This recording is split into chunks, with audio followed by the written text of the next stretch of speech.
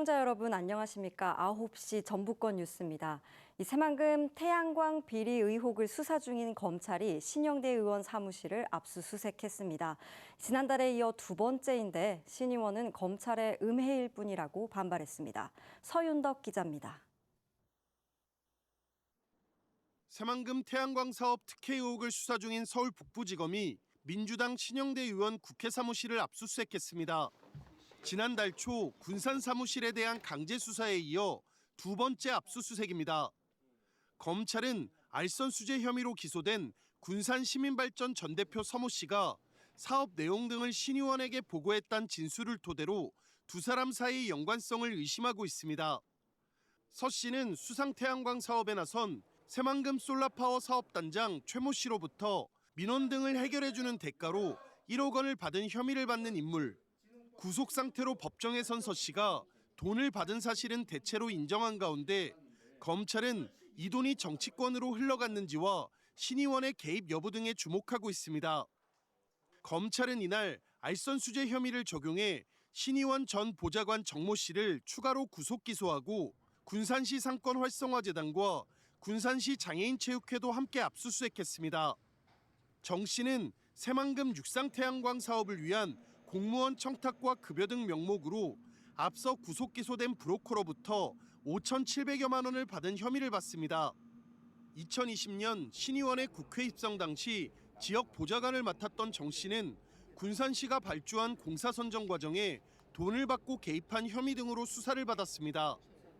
한편 신 의원은 입장문을 통해 뇌물을 수수했다는 혐의는 근거 없는 음해이자 검찰의 소설일 뿐이라며 무고를 증명하겠다고 밝혔습니다. 또 윤석열 정부의 태양광 수사는 전 정권과 민주당을 향한 정치 보복에 불과하다고 날을 세웠습니다. KBS 뉴스 서윤덕입니다. 민주당 박희승 국회의원이 자신의 지역구인 남원과 순창 등 일부 기초의회 후반기 의장단 후보 선출에 관여했다는 논란을 사고 있습니다. 박 의원은 최근 남원시의회와 순창군 의회 민주당 의원들이 의장단 후보를 뽑는 과정에서 총선 때 자신을 지지한 의원들이 당선될 수 있게 영향력을 행사했다는 지적이 나오고 있습니다. 이에 대해 박 의원은 의장단 후보는 적법한 절차에 따라 선출했고 관여한 사실 또한 없다고 일축했습니다. 배달 오토바이는 운전사와 상대 모두 사고 위험에 노출될 우려가 큽니다. 이 때문에 오토바이 보험 가입이 필수적이지만 비용 부담이 커 가입을 꺼리는 경우가 적지 않은 게 현실입니다. 안승길 기자입니다. 최근 배달 오토바이에 부딪혀 2명이 숨졌습니다. 운전사가 콜 확인 등을 위해 휴대전화를 보다 멈추지 못한 겁니다. 운전사가 가입한 보험은 의무 대상인 책임보험이 전부.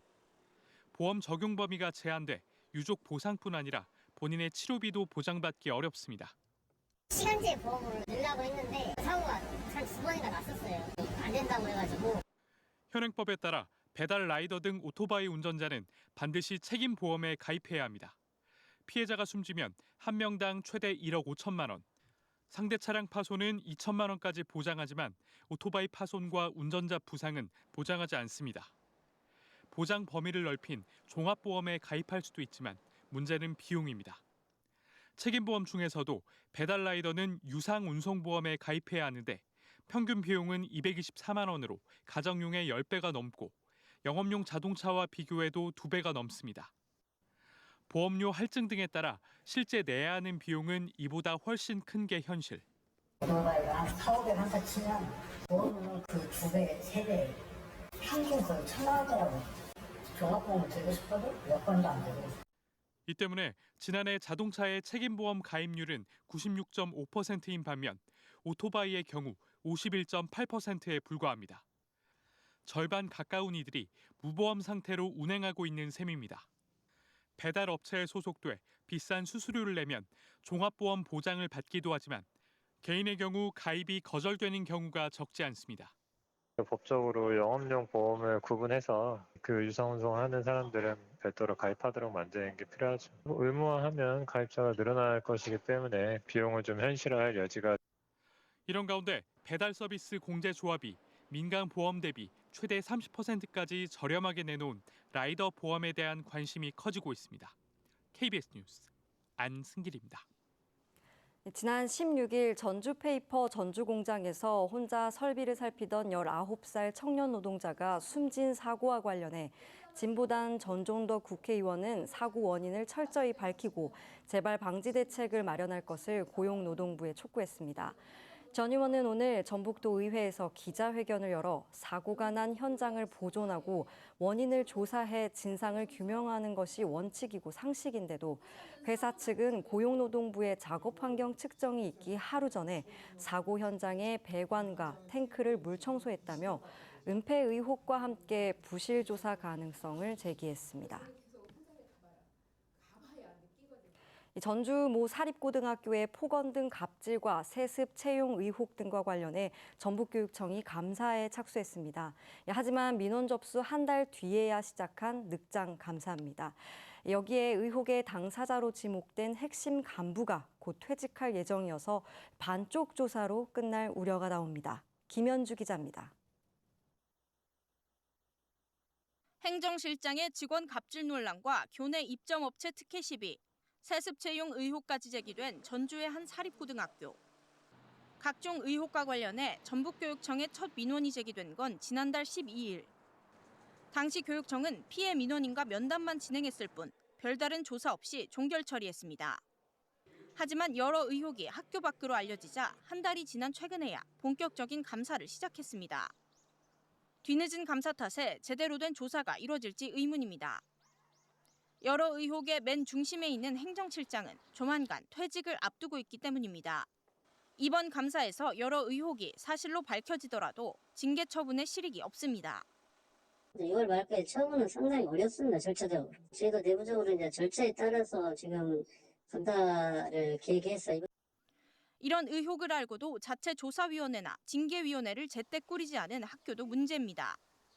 상시위원회인 거를 몰랐다고 하시고 지금 위원회가 구성이 되어 있지 않다고 하시거든요. 이런 가운데 행정실장은 퇴직 뒤 학교 법인에서 새로 만든 또 다른 간부직을 맡을 것으로 알려졌습니다. 초기 민원을 묵살한 뒤 늑장 감사를 진행하는 교육당국. 과연 철저한 진상조사를 통해 책임자 처벌까지 가능할지 교육계 안팎에 시선이 쏠리고 있습니다. KBS 뉴스 김현주입니다. 전북특별자치도 감사위원회는 지난 2021년부터 3년 동안 진행된 도정 홍보 사업에 대한 감사를 벌여 담당 직원의 중징계를 요구했습니다. 감사 결과 담당 직원은 다른 업체 명의를 빌린 특정 업체와 공모해 1억 1천만 원 상당의 계약을 맺는 등 특혜를 제공하고 공문서를 허위로 작성해 업체 3곳에 600여만 원의 부당이득을 챙길 수 있도록 돕는 등 위반 사항 16건이 적발됐습니다. 전북도 감사위원회는 담당 직원에 대한 중징계와 함께 공모 가담업체에 대한 수사 의뢰, 관리 감독을 소홀히 한 관리자들의 신분상 문책을 요구하겠다고 밝혔습니다.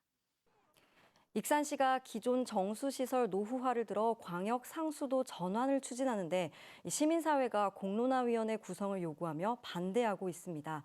이와 관련해 최근 정헌율 시장이 거친 발언을 쏟아내면서 논란이 커지고 있습니다. 조경모 기자입니다. 지은 지 70년이 지난 익산 신흥 보조 수온지. 여기에 저장된 물 100만 톤을 정수 처리해 수돗물로 공급하고 있습니다. 현재 익산시 수돗물의 34%는 금강과 신흥 정수장에서 나오고 나머지 66%는 광역 상수도에서 공급받고 있습니다. 그런데 익산시는 자체 정수장이 너무 낡아 사실상 새로 조성해야 하는데 비용이 만만치 않습니다. 이 때문에 한국수자원공사가 정수한 물을 끌어오는 광역 상수도 전환을 추진하고 있습니다.